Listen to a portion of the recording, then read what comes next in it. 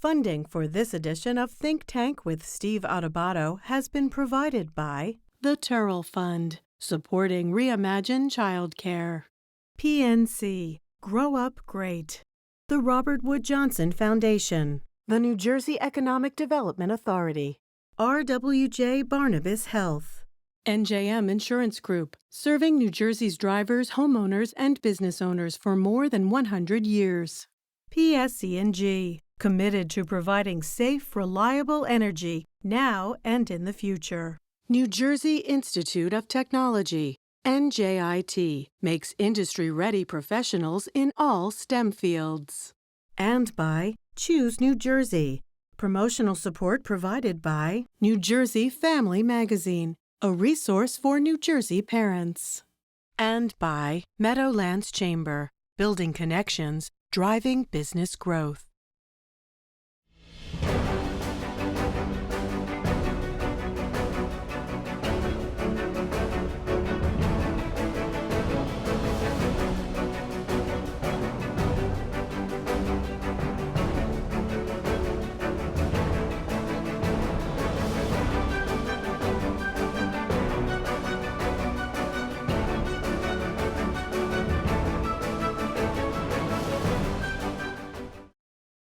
Hi, I'm Steve Adubato. Welcome to a special edition of Think Tank on News 12 Plus. We're joined by our good friend, longtime colleague, Cecilia Zalkind, President and CEO, Advocates for Children of New Jersey. Cecilia, how are we doing? Great, Steve. Thank you for covering this issue. Well, we've been covering it together for a long time. You advocating, us trying to create public awareness. People are about to see an interview that we did with Natalie Renew, who's director of Homegrown. By the way, tell everyone what Homegrown is. Homegrown is a national advocacy organization supporting family childcare, which is childcare provided in an individual's home. And now tell everyone, make sure they know what Advocates for Children of New Jersey are and why you matter so much. So ACNJ is a statewide child advocacy organization. We focus on the well-being of children with the goal of ensuring that every child has the chance to grow up safe, healthy, and educated. And what happens in the early years from birth to 3 are critically important, especially education. And for young children, childcare is education. So, Seal, for years we've been working on this Reinvent Childcare initiative, right? There's a childcare crisis. We're about to actually tape a live stream interview, a panel discussion on the childcare crisis. Succinctly describe what the crisis is, not only in the state, but in the nation. So I think the crisis existed before the pandemic, but the pandemic really heightened what the issues are.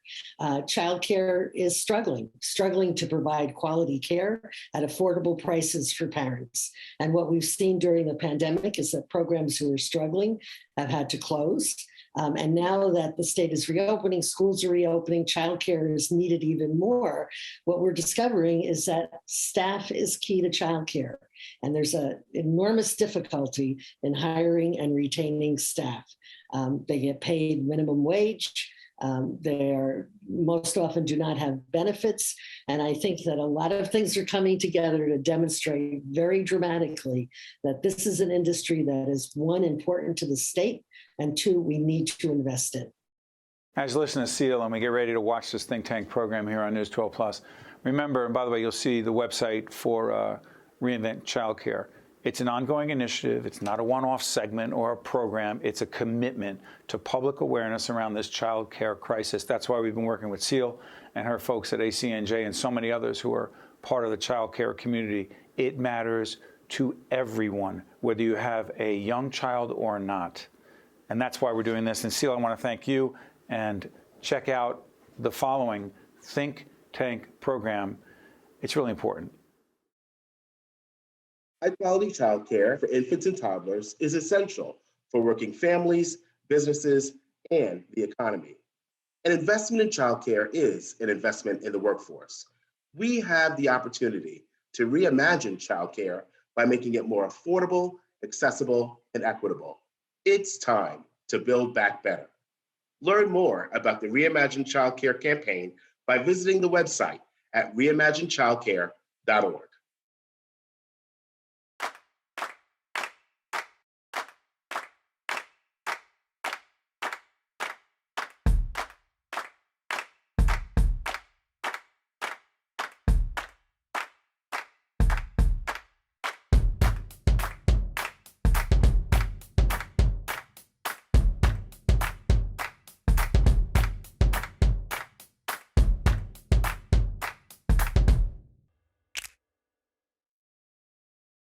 Hi, I'm Steve Adubato. Welcome to a very special town hall meeting with some extraordinary guests who understand the issue of childcare better than most. This is part of a series we've been doing called Reimagine Childcare.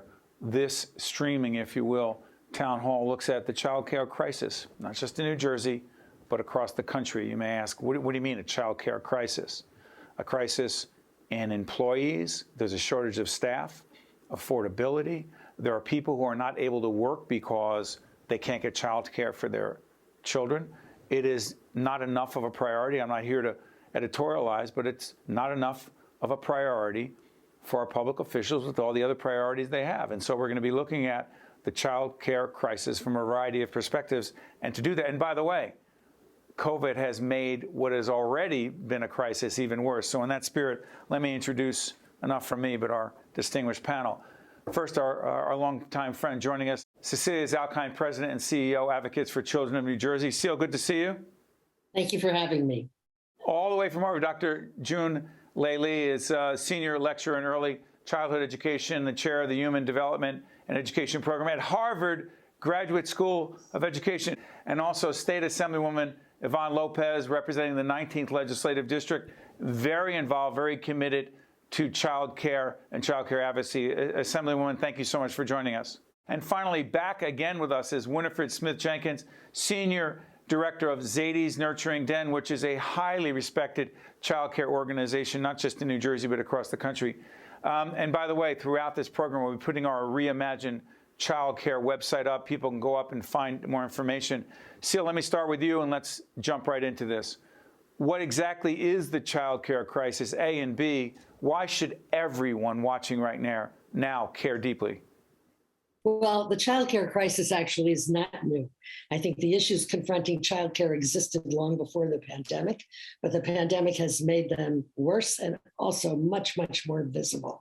Issues around how parents can find affordable, high-quality care, how programs can support themselves in a time of great stress when there are businesses that don't have a lot of financial wherewithal to support themselves, and the pandemic has certainly exemplified that. And I think the most critical issue is the child care staff. This is a staff that has been undervalued and underpaid for years. And I think as things reopen in our state, and there's a greater demand for child care programs, which you'll hear today, are struggling to hire staff back, for staff to return or hire new staff. And it's important, not just to the families who need it, but to our state. This is essential to our economy. Doctor, I want you to jump in here. You're listening to Seal talk about child care professionals, the workers, the frontline folks, not being appreciated enough. A, why do you think that is, Doctor? And B, what do we specifically and precisely need to do about that? And one of the reasons we have the Assemblywoman on is because she's going to talk about her legislation dealing directly with that. Dr. Lee, please. Well, I think the work of caring professionals in general tend to be undervalued. Historically, women tend to fill that particular role. And in the childcare sector, we have women of color that fills that role in a significant way. I think the one thing that we have to start is to recognize that childcare providers are professionals, regardless of whether they have had access to the kind of credentialing opportunities that they have. We just have to recognize that the work they do is professional, and their professional work is part of the infrastructure of a basic society, whether we're thinking about education and employment. So seeing them, recognizing them as professionals would open the doors for us to think about compensating them fairly, provide them the kind of opportunity for the kind of credentials and education and development they need, and to integrate them into the larger world of education and social service and health professionals, as opposed to think of them isolated as just childcare providers or babysitters and so on. And by the way, as I go to our other colleagues in this program, and I'm going to ask Winifred about the frontline situation and what's happening with her workers, but I just want to remind folks, whether you have children of a certain age, 0 to 3, 0 to 4, or not, this is an issue that affects all of us. I mean, just think about how many men and women have a very difficult time going to an office, not going to an office, but working from home. And they don't have quality, affordable, accessible childcare. This isn't simply a childcare issue. This is an issue that affects all of us, particularly those who care about our economy and functioning in business and being able to pay our bills and live our lives. And in that spirit, Winifred, let me ask you, you heard Cecilia and Dr. Lee talk about frontline workers. What are you seeing? By the way, tell everyone what Zadie's Nurturing Den is, A, and B, what's happening with your professionals. So Zadie's Nurturing Den is a family-owned and operated childcare center that educates children from 0 to 6 years old. Pre-pandemic, we employed over 90 people, 96% which were women of color or immigrants, and 4% which were white. We cared for and educated over 350 children. Currently, those numbers look totally different, and that's part of the problem, right? It's a problem of staffing shortages. We have at least 8 empty classrooms at one of our facilities, 4 empty classrooms at another facility. The undervaluing and underappreciation, because again, 90% across the industry and workforce, 90% of which are women, society doesn't seem to place a lot of value on the care and education of young children. Do you think people understand, like say, okay, argument's sake, they're underappreciated, they're undervalued, but do you think most people understand the impact of those professionals in the childcare world being unappreciated, undervalued? Because it's a devastating impact. Winifred? I don't. I think that if you just go back to just the basic job description, right? Right. The women in the classroom, and men too if they're there, but early care and educators, they're to develop an effective learning environment that builds a foundation for language, cognitive skills, and social emotional functioning in a developmentally appropriate manner. So we're literally setting the foundation for a child's entire life. Children make the most gains between 0 and 5 than they'll ever make across the board, right? So I don't think that people understand the true impact of what the profession brings to society. By the way, I'm going to go to Dr. Lee in a little bit to talk about the long-term educational implications of a child not having quality, accessible, affordable childcare. But Assemblywoman, let me ask you, your personal connection, A, to childcare, and B, we'll talk about your legislation. Why do you care so much? As a former CEO of a preschool here in Perth Amboy, I saw childcare and how devastating it was before the pandemic. And now after the pandemic, we're in a deeper crisis, right? I remember days when the parents would drop off the kids and they would be rushing because they would have to get to work, and they would not swipe their cards. So we found that to be a pattern. And what we did was we assigned one of my staffers to come to the front lobby to help the parents with swiping the cards. And this is all subsidy-driven childcare, by the way. My preschool, we had 75 students, right, ages 3 to 5.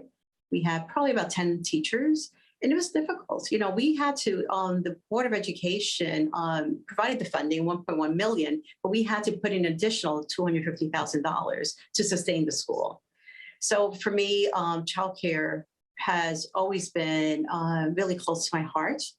I would tell you that last year, when the pandemic started, the legislature was 100% focused on COVID-related relief, everything from rental assistance to food insecurity to utilities to telemedicine.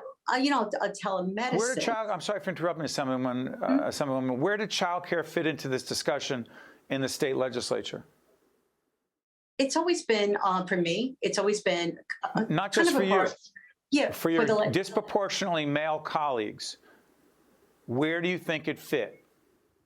I tell you that once the advocates came together, they started to scream and yell and protest, right, and advocate. We all came together as a caucus and as a body. Right. Most of us in the caucus have children, right, or we have grandbabies. So we all understood the need for childcare. And Right. especially at the beginning of the pandemic, when we saw the first responders and having the childcare centers losing the children, we understood that we have to support the first responders, right? That's what we started off with. And we did a really nice job. I think we did a really wonderful job. We invested tons of money into childcare. One of the things we did in preparation for this Reimagine childcare town hall meeting is we went on Facebook and Twitter and a whole range of social media platforms. Cecilia, you and your organization put out the fact that we were doing this town hall, and we asked for questions. Some of them are on video. A whole range of them are social media questions that we have, and we summarize them with, if you will. But I want to go to a video question. I believe, team, this is from Megan, correct? This is from Megan, who, she can speak for herself, but she speaks for a lot of other people in asking this question. Let's go to Megan. Are any of the other issues worth the investment if we do not fix the compensation and staffing crisis that is affecting early education today? Wow. Okay. So Seal, let me go to you. Megan's question is very clear. If we don't deal with the compensation issue, what is the value of the other investments in childcare if you do not have the professionals to be on the front lines? Because Winifred's closing classrooms because she doesn't have enough staff, largely around compensation. Go ahead, Seal. So I think as we've learned more and more about the crisis and the impact on childcare, it's very apparent that the key to providing a childcare system for families and for our state is the staff. We have to engage staff. We have to prepare staff effectively. I think Winifred's description of what that staff person does, they're critical to the life of a very young child, and we have to compensate them.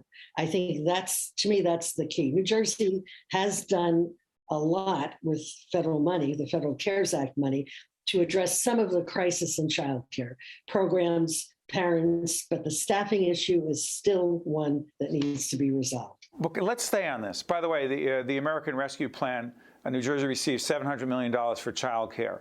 We're going to talk about where that money has gone and where it hasn't gone and what needs to be done. But Winifred, let me follow up with you based on what Seal said. So you talked about the closing of the classrooms. What does that mean, right? What does it mean when you close the classrooms in terms of how many children and families are affected? So the fact that we are competing with Costco and Amazon for staff, right? Because they can pay higher wages, they can provide better benefits. When we can't open a classroom, you're talking about anywhere from 12 to maybe 20 students who could potentially be affected. And that's 12 to 20 families who can't get service at that location. But this is happening across the state of New Jersey. So it's a big issue. So what about if someone says, wait a minute, why don't you just raise tuition? If you raise tuition, you'll have more. Seal's laughing and the Assemblywoman's shaking her head. You just raise tuition, you have more revenue, more money to pay staff, keep the classes open, more kids get help. Winifred, you'd say? So childcare is one of those things that you can only charge what the market can bear. It's not funded as a public good like we think about our K through 12 schools. So we could raise tuition, but that literally a whole sector of families from low to moderate income to the working middle class, they wouldn't be able to afford it. It would literally be just for the wealthy. So let's be clear. Though people of color, people disproportionately who are struggling financially are disproportionately affected by this crisis. While everyone's affected, some are affected more than others. Is that fair? That's fair. And the other thing I would like to point out is the women who generally are working in centers can't even afford to send their children to the centers that they are working in or others without some level of subsidy help. Dr. Lee, let me ask you something. We talked about the long-term implications of a child not having affordable, accessible, quality childcare. What does it do? And we're blessed that all of our children have had that. And I see our daughter, Olivia, as we're taping this program. It's not about our kids, but just ironically, taking her to her first day of middle school as we're doing this and realizing that the blessing, the gift that she had to have the experience she had as a 2, 3, 4 5-year-old has a lot to do with her reading now. Not our daughter, anyone's son or daughter. What are the longer-term educational implications of a child not getting this kind of quality childcare at this stage of his or her development? Well, I think we can answer that question by starting to understand kind of what does high quality childcare do for children, both in the present as well as into the future. So when you think about kind of, when there are major disasters and unusual events happen, like the pandemic, like a storm system and so on, one of the things that strong, qualified childcare professionals do is they offer this protective buffer, which is the relationship that they have with children to help children deal with, articulate, and play with the kind of stressors that they have in the here and now, right? So a lot of times we focus so much on the future, we forget like children live each day in the here and now, and that every positive relationship they have with their home families, with their caregivers outside the families, become this buffer that helps them to grow strong and positive in the moment. But then, in addition to that, within the childcare and preschool setting, children learn the kind of very basic but essential skills that allow them to adapt to school, to adult life afterwards, from something as simple as collaborating, listening, sharing, or putting small words to big feelings and to be able to express all those things. All these are the fundamentals, right, of what human beings need in order to cope with the now and in order to prepare for the future. And in addition to that, Steve, it's not just the impact on the child, it's the impact on the family in the here and now, right? For families who are working, for families who are taking care of other children and elders at home, to have a safe place that they know they can entrust their children to, that their children can learn and grow while they attend to other urgent matters of what it means to be a family. All these things, I think, come together as the importance of childcare to children and to families. Well said. By the way, if you go on the website, and not only steveadubato.org, but also we'll follow up with the website on Reimagine Childcare, you can see all the previous segments and programs we've done in this series around public awareness as it relates to the childcare crisis. Assemblywoman, I want to go to you. You have specific legislation down in the State House that does what, A, and B, where is that legislation as it relates to the child care crisis? So I'm currently the prime sponsor of two of the bills, which thank you to Seal and to Cynthia from ACNJ for helping me navigate through that process. And I am the second prime on Assemblywoman Moscata's bill. So I'm going to summarize those bills for you, if you like. Please, as concisely as possible. Yeah, okay. So the first one is attendance versus enrollment, right? And so attendance versus enrollment. Attendance, versus enrollment, right? Having to do with how the funding comes in, correct? Subsidies. I'm speaking about subsidies. Okay. So, the most consequential issue facing the childcare industry is that right now with subsidies, the childcare centers are being paid based on attendance and not enrollment. And from a policy perspective, public schools are paid on enrollment. And why shouldn't childcare centers be paid on enrollment? And what I'm going to do is I'm just going to quickly just summarize this for you, because we introduced the bill. It did pass the House, and it's on the governor's desk now. Right now, there's a bill that has passed both houses? Both houses. The Senate and the lower house. Yes, sitting on the governor's desk that would change the state subsidy system, and Seal, if I have this wrong, Assemblyman, if I have this wrong, correct me, that goes from enrollment. From attendance to enrollment. For 2 years. Why is that so critical? It's very critical because, there's as a former administrator, I would see some of the children would not attend school. That we're like operating on thin margins right now too also. So when the children don't attend school, we shouldn't be penalized for that. We should be paid by subsidy with enrollment. So Which is the way we- the public schools are? Yes, yeah. But wait a minute, childcare organizations are different in the way they get state funding? Yeah, subsidies, correct. What's the logic behind that? So I think this happened during the Christie administration. I think that he was, I guess, just implying that there was fraudulent activities taking place with the enrollment piece. So governor was saying in that administration, right, as I interpret it, that you only get paid if the kids are there, and there could be fraud going on or whatever. Right. And you're trying to change that. By the way, let's deal with that. How do we protect against quote unquote fraud or abuse, and as opposed to legitimate reasons why kids are not there? So the state needs to put a process in place to evaluate the attendance of our students, right? And the enrollment of the students. And so this bill that we have right now with NJSEDA would require that subsidies be paid based on enrollment. You would have kind of a report, a process in place twice a year to kind of check in with the child care centers, right? My hope is that if it does get approved, that we find the funding so that this enrollment process stays in place long term. Okay, Seal, let me do this because I know the Assembly has a second piece of legislation. We'll talk about that in the second half of this Reimagine Childcare Town Meeting. Seal, concisely and clearly help folks understand, because when we get into the weeds, and that's not a criticism, Assemblywoman, because sometimes the details matter, and that's where the issue is.